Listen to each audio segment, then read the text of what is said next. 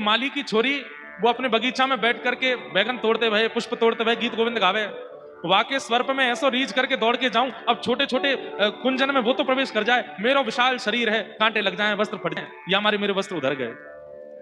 पुजारी जी को इतना प्रिय लगा ठाकुर जी का, आपको गीत गोविंद इतना प्रिय है? बोला हाँ। माली की लाली को बुलाया और उसको कह दिया, अब से तुम बगीचा में बैठ करके नहीं गाना, तो तुमको हम अधिकार देते हैं, तुम गर्भगृह के मुख्य देहरी पर बैठ करके यहां बैठ के जगन्नाथ जी को गीत गोविंद सुनाओ, नहीं तो ये तो दौड़ के वहीं चले आएंगे।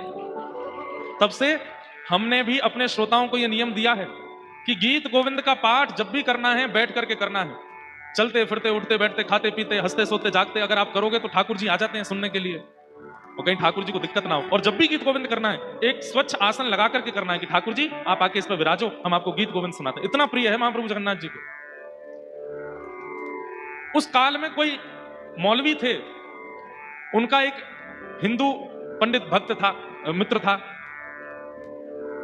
तो मौलवी जी और वो पंडित जी दोनों मित्र थे आपस में। तो एक दिन मौलवी जी बोले, तुम्हारे भगवान को मैं देखना चाहूं तो कैसे देख सकता हूं? तुम्हारे पूरे शास्त्र पुराणों में ऐसी कोई बात है जिसका मैं पाठ करूं और तुम्हारे भगवान प्रकट हो जाएं?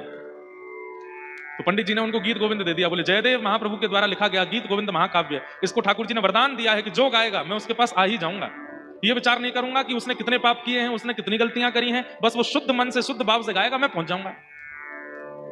तो आपसे हमारा निवेदन है, 1 महीना के लिए आप जो भक्ष भक्ष खाते हो सब चीज छोड़ छाड़ दो और गीत गोविंद का नित्य पाठ करो, आसन लगा करके करना, हमारे ठाकुर जी आएंगे।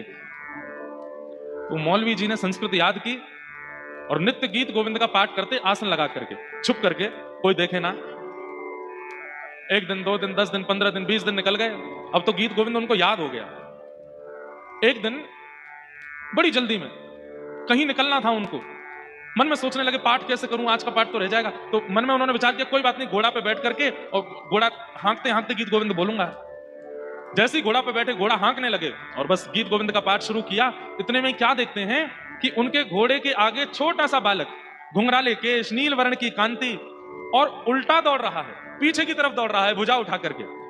मौलवी जी ने तुरंत घोड़ा रोका, उतर करके नीचे आए। अरे बालक, इतनी गति से तुम उल्टे कैसे दौड़ रहे हो और तुम दौड़ क्यों रहे हो, क्या बात है? तो ठाकुर जी कमर पे हाथ धर के बोले, रोज तो मेरे काजे आसन लगावे, आज आसन नहीं लगाए हो, घोड़ा पे बैठ के गा रहे हो, अब मेरे तो सुनवे को मन हो तो मैं कहा करूं, दौड़ दौड़ के सुन रहा हूं। ये सुनते ही जयदेव महाप्रभु, उस मौलवी के तो नेत्रों में आंसू आ गए, ठाकुर जी के चरणों में गिर गया। बोले, भगवान आज दर्शन हो गए आपके, मैंने कहा था कि मुझे आपके भगवान देखने, आप ही हो? बोले, हाँ हम ही हैं। तब से उन मौलवी जी ने नियम कर लिया, नित्य गाते थे गीत गोविंद। तो ऐसा गीत गोविंद महाकाव्य लिखने वाले श्री जयदेव महाप्रभु